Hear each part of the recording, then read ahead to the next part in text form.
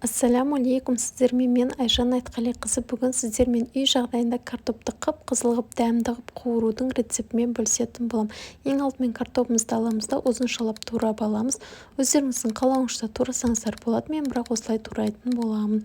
Одан кейін мұздай суға картопымыздың крахмалын жуып, тазалап, төгіп, оны құрғататын боламыз. Одан кейін пиязымызды жіңішке ғып ұзыншалап тураймыз. Бұны да енді құрғаған картопымызды тұздаймыз, қарабұш саламыз, қалауыңызша салсаңыздар болады.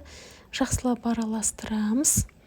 Бірыңғай тұзы бәрі сіңеді. Міне осылай араласады. Майымызды қыздырамыз да картопымызды салып, жақсылап қуыратын боламыз.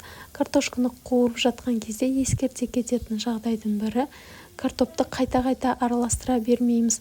Міне сарғайып, асты қызарып, күйе бастаған кезде картопты астынан үстіне қарай жаймен араластыратын боласыздар. Енді өстіп қызара бастаған кезде пиязымызды салып, тағы да пиязымызды 1-2 минуттай қуыратын боламыз.